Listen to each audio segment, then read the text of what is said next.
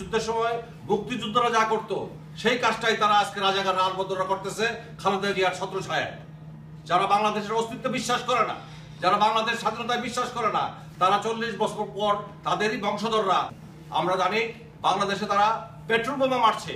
এই পেট্রোল বোমাতে আমার বোন, আপনার বোন সবাই মারা যেতে পারে। আপনি পাশের দেশ ভারতে দেখেন নকশালবাড়ি আন্দোলন, বাংলাদেশ স্বাধীনতার পরে আপনি দেখলেন সিরাজ সিকদারের কত কিছুই, কত জ্বালাও পোড়া হইলো। ওরা কারা, ওরা কোথায় এখন? সেই জাসদ আজকে আওয়ামী লীগের ছত্রছায়া আছে। তারা ছাত্র শিবির, তারা কারণ তাদের আজকে যুদ্ধাপরাধের বিচার প্রত্যেকে আসছে টাকা, জনগণের টাকা। আজকে আমার হলো আমার যে আমার ঢাকা ইউনিভার্সিটিতে পড়তো, আমরা যারা জানি, এই মাহবুব সাহেব বলতে পারবে, ওনার সময় আমরা জানি।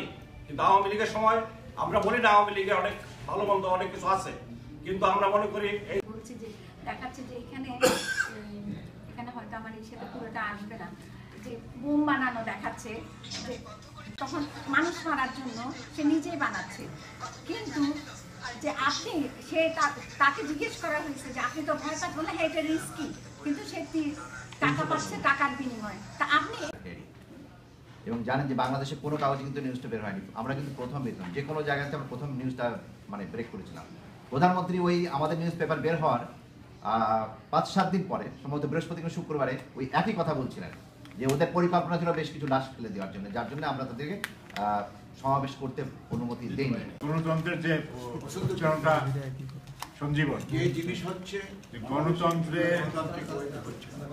এখানে কি এরকম প্রশ্ন আরাইজ করেছে? 200 কতজন বলেন আপনি?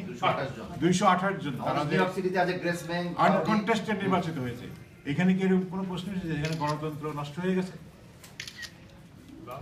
আমাদের গণতন্ত্রেই আছে, আমাদের সংবিধানে আছে, কেউ যদি কন্টেস্ট না করে, যদি একজন কন্টেস্ট করে তাকে আনকন্টেস্টে নির্বাচিত করার বিধান লিখনের মাধ্যমে সত্যকে তুলে ধরেন।